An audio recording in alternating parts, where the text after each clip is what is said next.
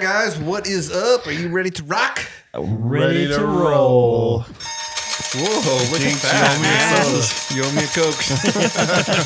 Yep, definitely not The Bobsy twins over here. That'd be kind of lame to plan that. Bobsy twins. Who are the Bobsy twins? I have no I don't idea. know. Is it Bobsy or Bobsy? I don't know. I don't know either. I've heard the expression my whole life, but I don't know who the hell they are. Right? Anyway, there'll be a future episode. Who Review are the Bobsy featured twins? subject. The Bobsy Twins of Lakeport by Laura Lee Hope is a classic children's novel that follows the adventures of the Bobsy family as they spend their summer vacation in Lakeport. So to my right, I got C-Blime. Hello. In front of me, the Dynamo. Howdy, folks. And me, Rusty Bones. All right, well, let's get ready to dig in. But first, we're going to pull out a special bottle right here. Take your whiskey. The Eagle Rare 12-year. Done the 10-year before. We've actually even done the Double Eagle Very Rare before, but this one's in between, closer to the 10, but it's a 12-year one. Coming in at, what do we got, 95 proof on this one. Again, it's coming from Old Kentucky Straight Bourbon Whiskey. This thing's going to offer a sweet oaky on the nose, a full complex body, and subtle vanilla notes. There's that vanilla again. They always say it, but With a long-lasting, rich finish, reminiscent of a fine port wine. really, And we're going to do it neat, fellas, just like we always do. let's do it neat. You got a friend in me. Compliments of a good buddy of mine. You got a friend in me. Cheers. Shout out to whoever that good buddy is. When the road There's the honey. Vanilla, man, vanilla. What do you think, guys? I do taste vanilla. That's what I meant to say. Vanilla. Vanilla. I like it. Very It's long-lasting, rich finish. It's still finishing. Yeah. So there you go. That was a good likeness. They said it's like a port. Yeah, like a port wine. I could see that. Very good. Eagle 12 Rare. year. Very good. Very good. Eagle Rare 12. Nice. All right, let's kick this bad boy off. Do it. What's up? What's up, guys? What's up? What have you guys been listening to? I've been listening to The End by Mammoth. Very nice. It's a good record. I think it's definitely more mature sounding. For me, I've been listening to a lot of Queen ever since Marco's been in here. And he talks about Queen all the time. He can rattle off every song off every album from top to bottom. Doesn't matter which one you pick, but always listen to Queen, but hearing a different perspective and then going back and listening to him again. So I've been really jamming on a lot of Queen. Nice. Thank you, Marco Miniman, for that. Yeah. He's definitely made me listen to more, too. I mean, the way his passion for that band. I was listening to Wagner recently. I really like him as a composer. Really? Late 1800s. Heavy composer. Yeah. One of the original heavy sounding music. Yeah.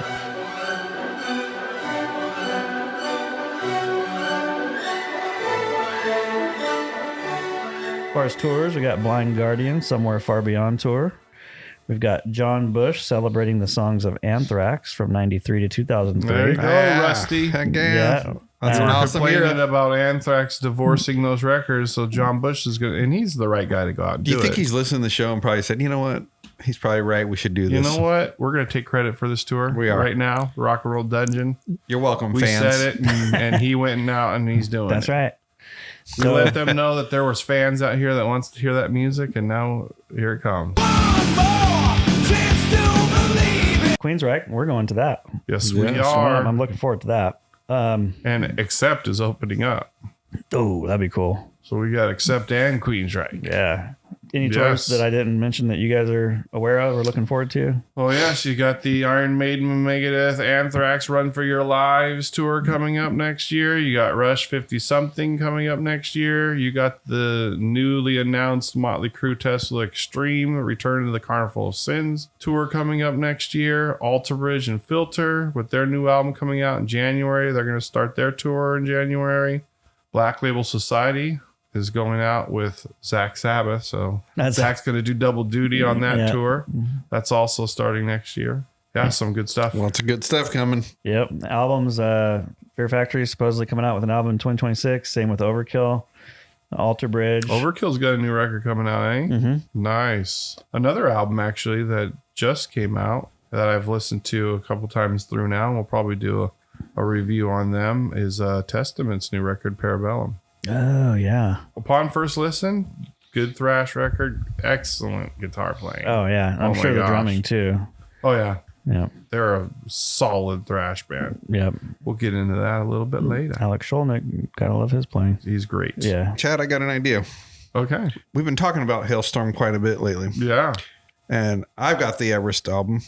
You got the Everest album. Yes, I have. Why don't you listened do a to it review for us so we several can hear times. what your thoughts of it are? Yes, you guys said that last time, and so here we are. We're doing a review on Hailstorm. I climb Everest. The wind is life or death. Oh, and my survival. So the new record is called Everest. It did come out in May, so it's been out a little bit. This is the 6th album. We got, of course, the great vocalist, songwriter, guitar player Lizzie Hale on vocals. Her younger brother, great drummer RJ Hale on drums. Joe Hottinger on lead guitar, and Josh Smith on bass and piano. This was produced by Dave Cobb. Dave Cobb did all the Rival Sons records, did a couple Chris Stapleton records, some Zach Brown, very seasoned Nashville producer. I think this record is a phenomenal album. Maybe their best. There might be a little recency bias there. The music performances, great. Vocals, of course, great, passionate. But man, the songwriting is what stands out on this album to me. She's bearing her soul in what she's writing and how she's singing it. You can feel it. You can hear it. I gave you everything. I gave you everything. I gave you. Super catchy melodies. Several songs you could sing to after the first listen. Real good sense of melody there. I'm just a woman, and you're just a man. We both have two hands. Why can't yours understand how to touch me? I wanna stay, but you can't. This is another level. Favorite songs from the album: Everest, Shiver, Like a Woman Can, Rain Your Blood on Me, Darkness Always Wins, which is a great song. We're all fighters, holding up our lighters, chasing off the monsters, drowning in our sin. A bit of a rally call to rockers. It's a really cool song. Gather the Lambs. Phenomenal album. You've been listening to it? Yeah, I got it. Yeah. What are your thoughts? It's great. Like you said, it's more of a, she is bearing her soul, more of an emotional ride. And then you got, like you said, your not sing-alongs, but kind of that thing too. But yeah, it's great. I mean, it's definitely deeper and powerful. Yeah, so I'm giving Hailstorm's Everest 4.5 shackles. All right.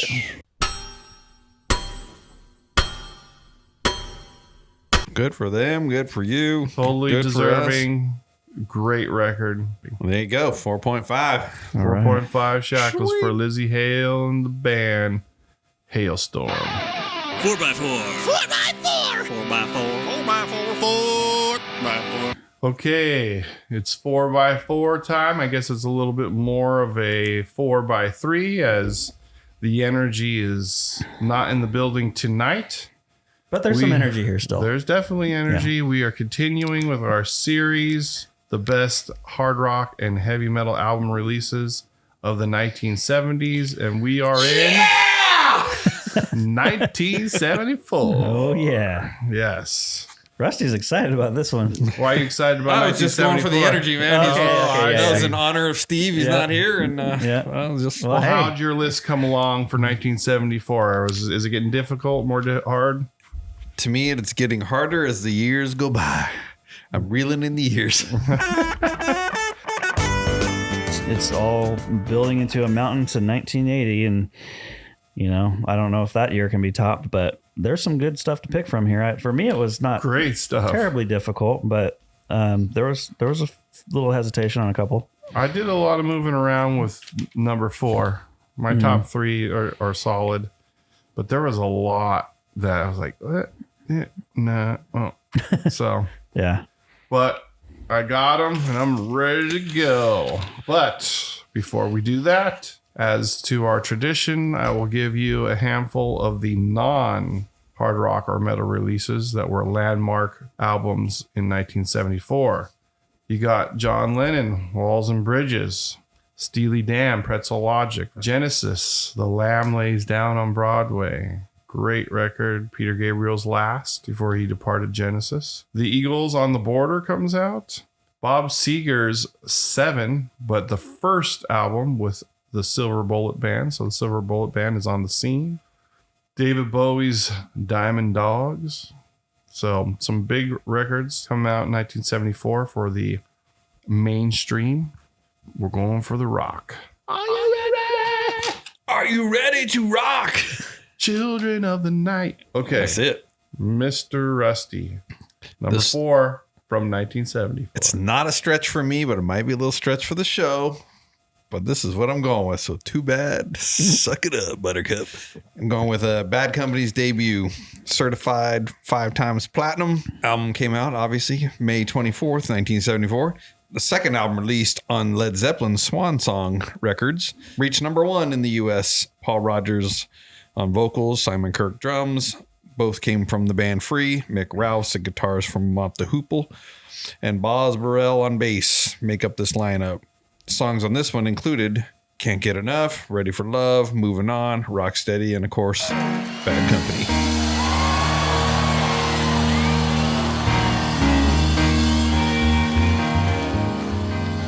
And rightfully so, Bad Company was inducted into the Rock and Roll Hall of Fame, which is pathetic that it's this long. Paul Rodgers didn't even make the show. He's sick though. I mean, there's But he health probably issues. wouldn't have if they would have went in when they were supposed to go in. Yeah, absolutely. It's unfortunate. It took too long. And there's still some bands well deserving, but we're talking about the top 4 of 1974. Yep. Well, number 4, I've got Judas Priest, Rock-a-Rolla.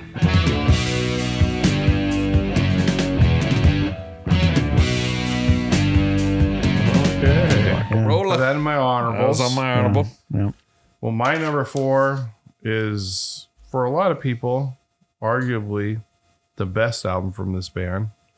Definitely the best of that style. It's Queen 2. Come tonight, come to the only sight, come to Ogre Battle, The Fairy Fellers, Master Stroke, March of the Black Queen, the whole record, really. It's album rock. You want to listen to this whole album in its entirety. Number 4, Queen 2. Queen 2. All right, for me, down to number 3, Deep Purple, Burn. I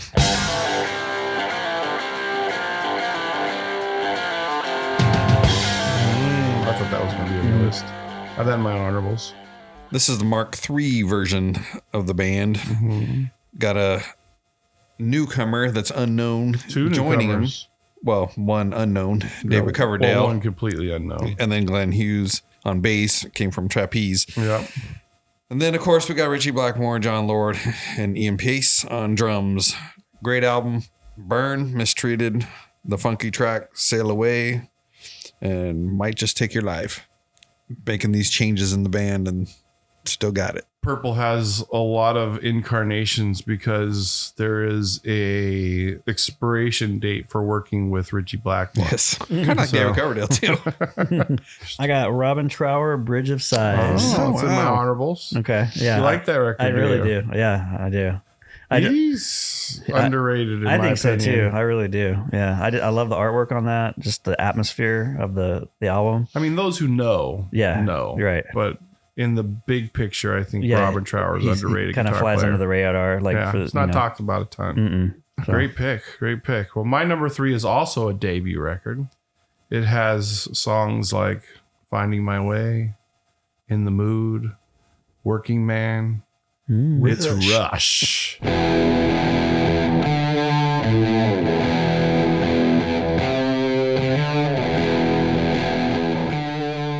The only album without Neil Peart before Neil Peart joined the band, but still a great album.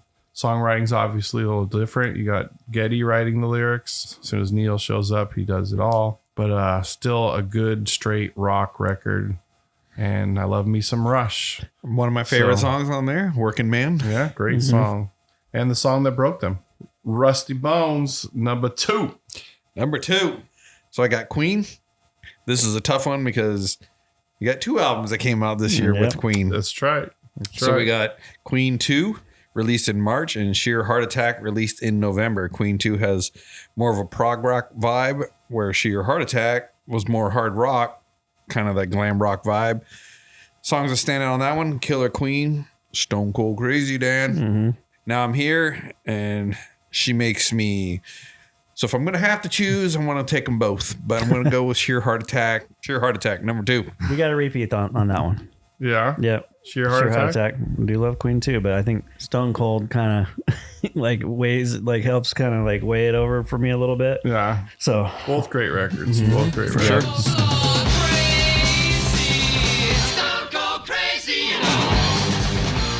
Well, my number 2 and my number 1, if you know me at all, you should know what these are. But my number 2 is Kiss, Hotter Than Hell. You got to Choose, Parasite, Going Blind, Harder Than Hell, Let Me Go Rock and Roll, All the Way, Watching You, Mainline, Coming Home, Strange Ways. I mean, that album is one of the greatest albums as far as this kid is concerned. Love the cover of Harder Than Hell. I do too. I remember buying that record, having ingested the few Kiss records I could afford or that were gifted to me in the beginning. This was part of my discovery. I heard a lot of those songs already on Alive 1 because I bought that record before I bought Hotter Than Hell. That's Good my choice. number 2. Very good. Very good. It's been a month or 2 since I was sleeping with you. I'm coming home again. Rusty Bones, number 1. All right. My number 1 better be Chad's number 1. I don't know about Dan over there. Maybe we'll see. But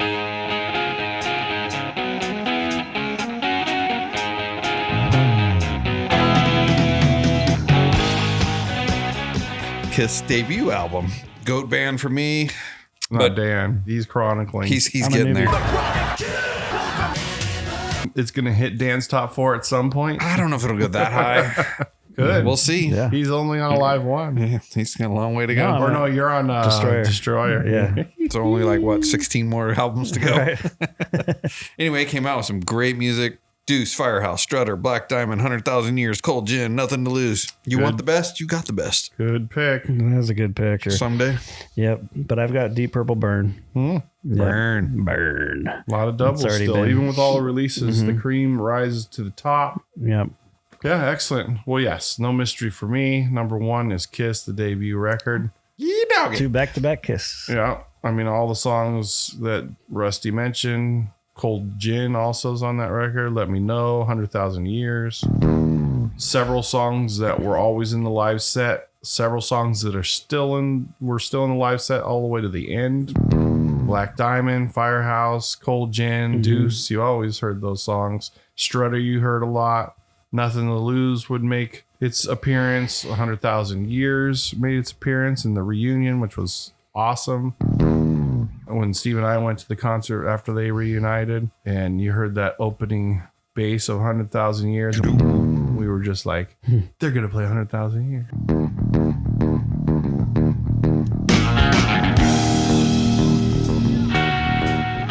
Yeah, Kiss debut. So, on any other honorables that Yeah. haven't been mentioned there, Rusty, that you got? Got a few here. Okay. Aerosmith, Get Your Wings. Yeah, another good one. Leonard Skinner's Second Helpings. The Rolling Stones, It's Only Rock and Roll. But you like it? Right. The Doobie Brothers, What Were Once Vices Are Now Bad Habits. So, Couple more. Scorpions, Fly to the Rainbow. That almost made my top 4. And then Sweet, Desolation Boulevard, with some of their great songs, also came out in 1974. So there's some honorables, some hard rock, some not, but our top 4s, we're rocking. Rewind that. all right, we're going to go down the path again on the the glam hair metal scene, the third wave of the bands that Are we catching another third wave here? third wave that you might have missed that is pretty darn good bands, but we'll let you guys decide, the listener and these two guys here in front of me. So last episode on this particular topic, we talked about the band Tora Tora, and I gave him the homework assignment for Steelheart, Tangled in Reins. I ain't got time to listen. You found me a little too late. Did you guys listen to this album? Yes. Several times. Several times. Thoughts? Motley Crue came to mind on the first track. Loaded Mother? There was a little bit of nuances there that I heard that felt like Motley Crue. Felt like that was one of their heavier tracks. Standouts Yeah, it was. for me were Electric Love Child, All Your Love, Steelheart, Mama Don't You Cry. Oh, you're like a little softy there. Got named 3 ballads right there. Yeah, I like myself a good ballad. Yeah. So I like do I. myself a good ballad. Absolutely. Tell you what. Heck yeah. Yeah, slower songs have a different kind of heaviness that faster songs can't get. I didn't hear a ton of originality like a lot of third wave bands. Mama Don't Cry sounds like Home Sweet Home.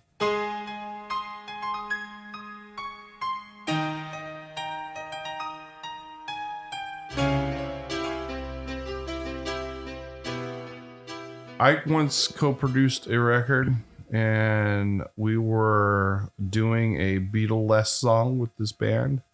And I remember him telling me this. He said, if you're going to rip something off, do it well. There's nothing worse than sounding like you were trying, but you couldn't pull it off. Yeah. So I was like, oh, that always stuck with me. Steelheart, they do it well, but they do rip it off. Love 'em and I'm Gone. It sounded like a direct intro rip from Dr. Feelgood, Motley Crue.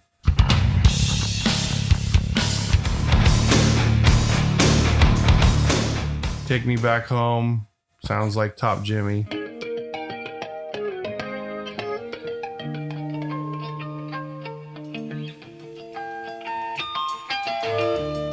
It almost sounds like the producer and the record A&R guy and the band actually had conversations like, okay, we want this song to sound like this song because we were trying to make a hit record that connects to everybody. So to me, this is a follow the recipe. The pros, I would say, again, really good musicianship. The guitar playing by Chris Rizzola, really good. Great vocal range. I'm not quite sure how to say the singer's name. That is a tricky name there. Mjenko Masejevic. He's from Croatia. He got a really good sense of melody and a really good range. Those were really solid aspects to this record. I mean, it's an enjoyable record. It's just not special to me. I wasn't a huge fan of the first side as much as I was the second side. I thought the second side was better once it got past that typical party lyrics. Favorites were All Your Love, Mama Don't Cry, and Dancing in the Fire. Those were some pretty good songs. I feel like the same thing happened a lot in the 80s and early 90s with movies.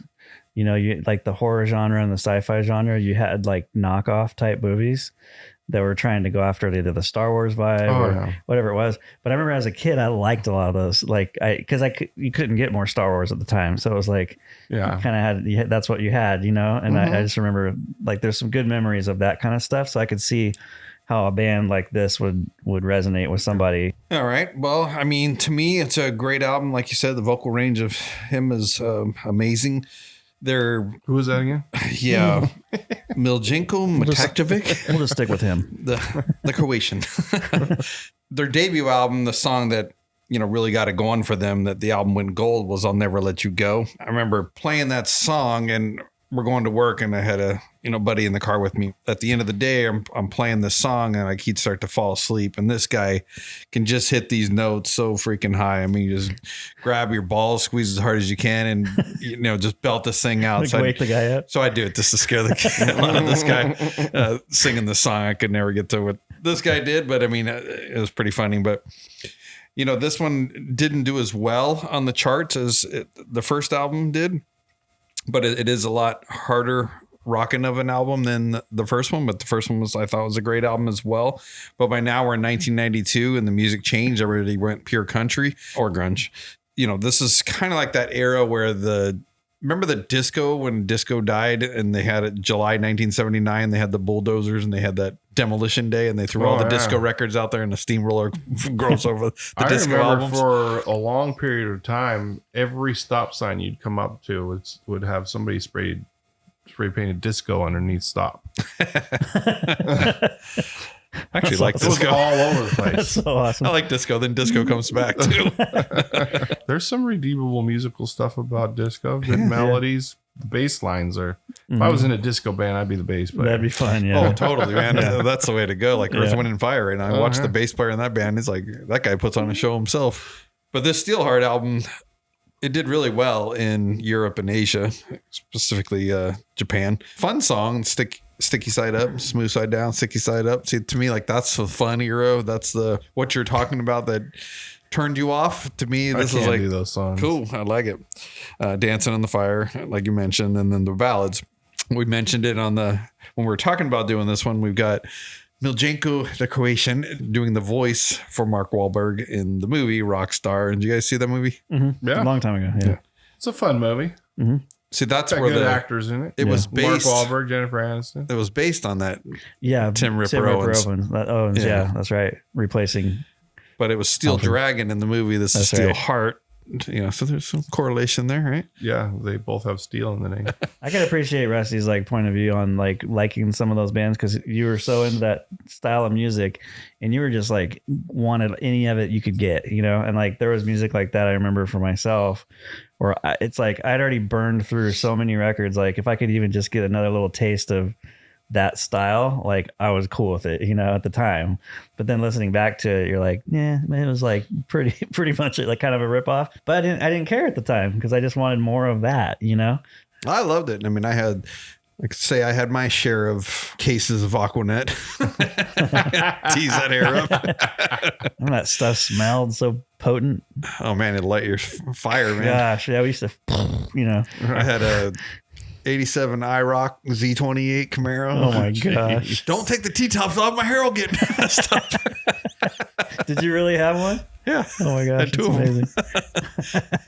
But anyway, yes, they arrived late to the scene, coming out in 1990, and then this album 1992. So by then it was getting drowned out by the other music genre coming on with the grunge and the country. And I Yeah. keep saying that because people went both ways, or just got checked out completely, or people like me still waving the flag going, come on, where's the fourth wave? Yeah. Anyway, so Steelheart was our homework. So very good, guys. Thank you for listening to it's that. fun. I'm looking forward to the next one because I love discovering new music and this is the genre I love. So let's keep on trying. So the next one we're going to be doing is Wild Side. Isn't that a Miley Cyrus song, Wild Side? It is. Yeah. Could it be? I think Chad may have the same opinion of this next band. Maybe. So Under the Influence is the name of the album. Okay, And cool. We're going to find some gems here. I'm going to find it. You guys are going to go, okay. Ha I love that part of discovering music in the 80s. Yeah, for sure. That's why the third wave frustrated me. Yeah. So this will be 1992, Under the Influence, the band Wild Side. Sweet. All right. This is the featured subject. All right. It's time for our featured subject. And this is a big one. This is, dare I say, an important one. We are going to discuss who are the top 10 most important thrash metal bands.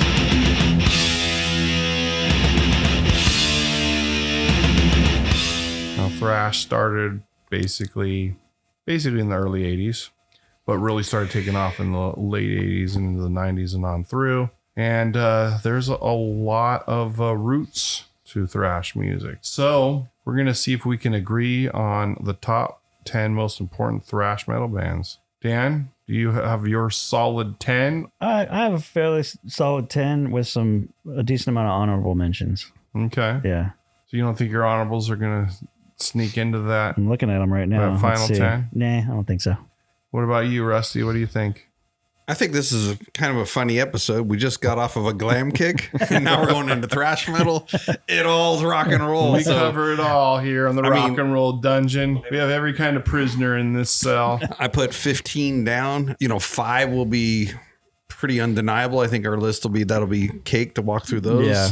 and then just coming up with that last bit of the piece. Dan will be our home expert on this one versus some of the episodes, just because he is our thrash expert. metal expert. I wouldn't say expert, but yeah, I'd probably listen. Yeah, I wouldn't either. Probably have listened to it a little bit more. So let's just start off with the big four of thrash. I think we all agree that they're in the top 10 of most important. Wait, you think Metallica made the top? No, I'm kidding. Just kidding. For those who don't know, the big four of thrash are Metallica, Slayer, Megadeth, and Anthrax. And I would say that all four of those bands should be in the top 10. They're important to the roots. They're important to the sound. So no Metallica, disagreeing Slayer, there. Megadeth, Anthrax. That's the order you would put them in? Metallica number 1, Slayer number 2, Megadeth 3, Anthrax 4. That was What order would you put those four in? I would put Metallica on top, then Megadeth, Anthrax, Slayer. See, I would be Metallica, Anthrax, Megadeth, Slayer. Now we're talking important though. Well, Are we actually right now we're not even ranking them. We're just picking we're just who putting are the 10, top right? 10 Gotcha. important thrash metal bands. Does anybody here have any of the German big three? And do you guys know who the German big three are of thrash? Say Creator would be 1.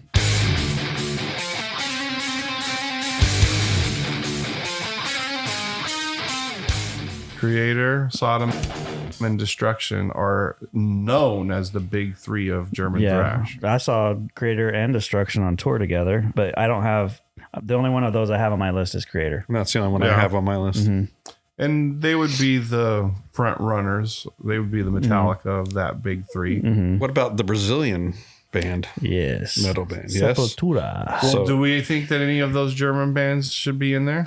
I You think say Creator should. be in there? Put them off to the side, Maybe. and we'll have a maybe on them. Okay, I agree with that. Let's come back to that and see. All right, who else would you throw out? Give me another thrash band that you believe should be recognized here. Forbidden Forbidden, okay. And they're from Bay Area. Yeah, they're part of that scene. Yeah. What do you think about Forbidden, Rusty?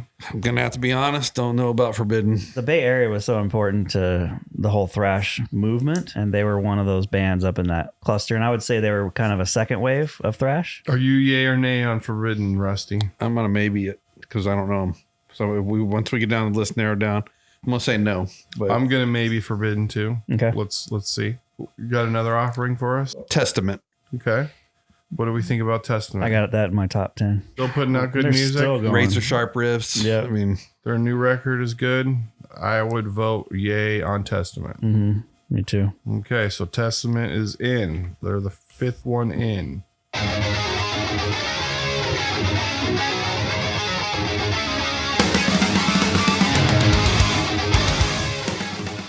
Give me another one, Danimal. Sepultura.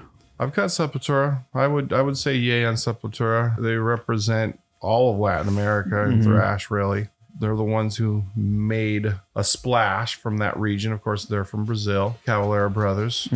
I would say Sepultura is in. I've got them on my list. So Okay. I'm gonna say yes. Sepultura is in.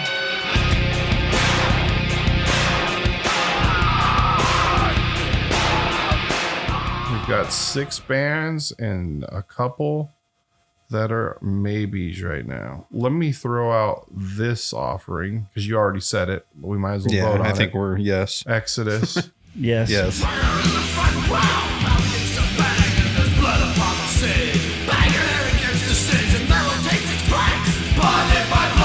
Exodus has got to be in there. They're in the beginning. If they took a little bit of a different career path and maybe didn't lose Kurt, they might have been in the big four. They might have been a little bit more important in the whole scene.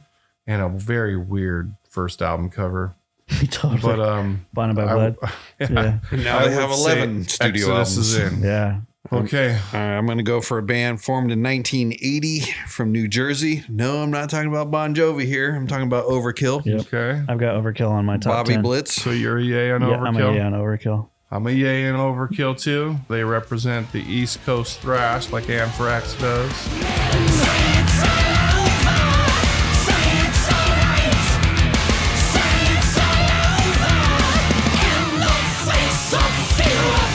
We only only got 2 slots left. We only have 2 slots We left. might have to And throw there's- someone off the boat. Well, we'll see. We'll see see. if there's an argument for that. Mhm. We've got 2 already hanging out on the side of the boat trying to get in. That's Forbidden and Creator. Yeah. You got another one then you want to throw out? Violence, but VIO-LENC. They were another one of those Bay Area, kind of around the same time as Forbidden. I'm going to go maybe. I'm going to go, that's a negative Ghost Rider. I think I can come up with 10 better. Well, we'll see if they are anywhere still in the running if we can't get these other 2 slots a little bit more obvious. I've got Flotsam and Jetsam.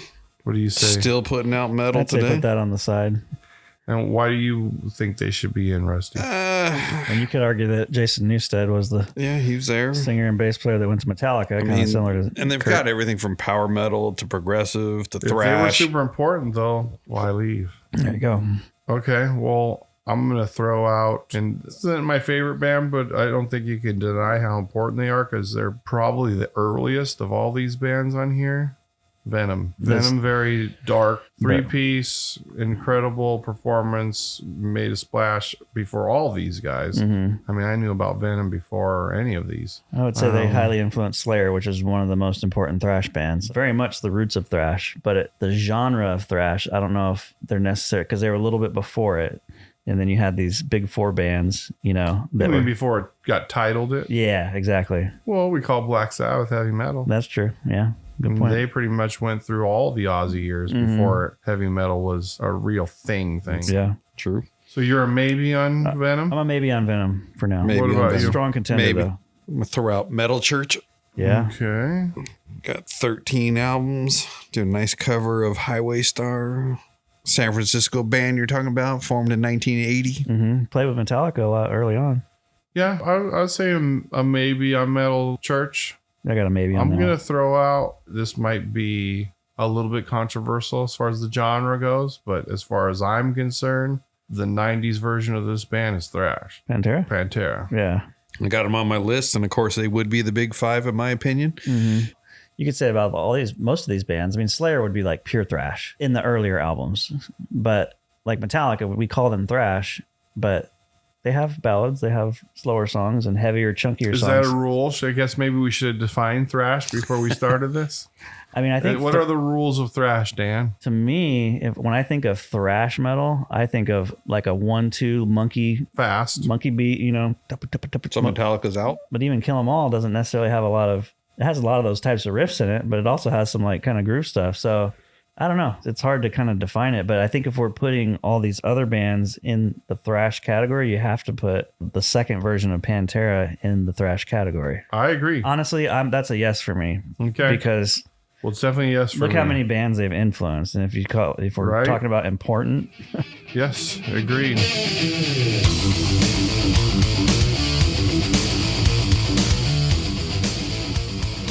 So 1 slot left. We got 1 slot left. What do you got, Dan? Death Angel, Yep, that was the other one that I have. Dark got- Angel, I got Death Angel and Dark Angel. Heathen. So those were mine. I haven't put Death. Death for death metal for That's sure. death metal. Yeah. So is it Death or Angel? Dark? I would be a nay on Dark Angels. Not that they're not a good band. I don't know how important they Yeah, are 'cause- to the genre. Well, and the thing is, they only did, I believe, 2 albums. It might have been 3, and then they took a long hiatus, and they're just now came out with a new album this year. For me, like with these, it'd be between Creator and Forbidden. Okay, so the ones that are on the come here, we got Creator, we got Forbidden, we got Death Angel, we got Violence, Flotsam and Jetsam, Metal Church, Heathen, and Venom. All Now kind of that I think hanging. about it, let's go Venom. I mean, I'm going to go Venom just because of the influence they had on thrash metal. So I like Flotsam and Jetsam on the list, but I'm going to think Venom is more important. And that's the key, really, is most important, not the best Right. or the most skilled. Or our It's- favorite. I think you could make a strong case for Creator in Yes. Europe, but Venom is also from Europe. Out of all those, I would go Venom. Yeah. I feel like a lot of those bands early on were listening to Venom, Motorhead, all the new wave of British heavy metal bands, and punk rock. And all that just kind of stewed together and it made the genre thrash metal. Yeah, thank you. Thanks, guys. Yep. All right. Well, I think we have our list then. We have Metallica, Ding, Slayer, ding. Megadeth, Anthrax, Pantera, Testament, Venom, Sepultura, Overkill, and Exodus. I'm happy with It's that a list. solid 10. Yeah, It's a solid 10. That's a solid yeah. thrash 10. for sure. I could live with that list. Yeah. I could live with that list. And like you said earlier, I could pick some of the other ones that I like their music better. But as we're talking about most important, I think this is the right list. But you can argue that Metal Church, Dark Angel, Death Angel, they could all be there too. For but sure. Definitely I a think we good gotta- subject to throw out to the listeners. Mm-hmm. Like, what do you guys think? Who did we miss? Let us know. Yeah. I mean, there's some obscure thrash bands. I watched an interview with Gene Hoglan and he named off some I'd never heard of. And I went and listened to them. I'm like, dude, this is awesome. You know, But then again, how important they that's are the if thing. you never heard of them. That's the thing. Yeah. They wouldn't be in the important category. It'd just be in the awesome category. Which there's a lot of those, yeah. right? Yeah. Okay. Well, that's our featured subject of the 10 most important thrash metal bands. We'll get that up on our socials, and you guys let us know how right or wrong we are. Yes. The Dungeon recommends. All righty, fellas. What an episode. We went What back an to episode. 1974. Dang, we covered a lot of ground tonight. Oh, You know what that means? 70s, 80s, 90s. Yeah. Yeah. That's cool. You know what that means? What's that? We're going to have to cover 1975. That's right. 75 comes Next after time. 74. We get We are smart rockers. got in the dungeon. album review on Hailstorm Everest. Yes. Go get it. Go This get is it. a must. The review on the 90s third wave of the hard rock bands, Steelheart. And then to come up with a 10 best thrash list. We did it. We conquered it. We covered 4 decades. 4 decades. Yeah. 70s, 80s, 90s, and then later 2000s. Yeah, there you Pretty go. cool. Yeah, very diverse. Very Rock and roll diverse. dungeon for you. We Yeah. are eclectic. Yes. Any guys want to recommend anything? Mastodon Once More Around the Sun. Check it out. If you haven't listened to Mastodon, I feel like that'd be a good album to start with. If you have, and you just kind of haven't listened to that one because it doesn't get a lot of buzz, maybe, check it out again. I would recommend a couple things. Hailstorm has a live performance out. Hailstorm live at Wembley. I recorded from their last tour. Watched the whole thing last night because I was In digging the zone. Everest. I knew that was new, so I went and put it on. And man, really, really good. Awesome. I mean, they sound great, and yeah, they're delivering the goods. Really good. And I also want to recommend. You know, we like Rick Beato around here, and he's got a interview with the great guitar player Neil Schon from Journey, and they I talk saw a little about clip some from that. great stuff. And then Bumblefoot, it's been on there recently too. I think. Yes, that's a little more technical. I Yeah. watched that one too. So Yeah, that if- 2-necked guitar, man, that thing's gnarly. and they get it really in the weeds with what they're talking about and stuff. It's great if you're a guitar player. Yeah, for sure. Like the pedal he's using and the timing Yeah. and all that stuff. He's It's a amazing. beast. All right, for me, we talked about it in the very beginning of the show, and I want to talk about the Eagle Rare 12 year. 10 years, pretty accessible. The 12 years, something new for this year. So It's like a Final Tap. Crank it up to 12. tank it up to 12, drank it up to 12. Crank it up to It's 12. the same as the 10-year we had 2 years ago. Yes. Just sat on the shelf for 2 years. It's out of the Buffalo Trace Distillery. Call it. So there's a shameless plug for them. So anyway, Nice. Thank you for listening to the Rock and Roll Dungeon. Until next time. You're in the dungeon, baby.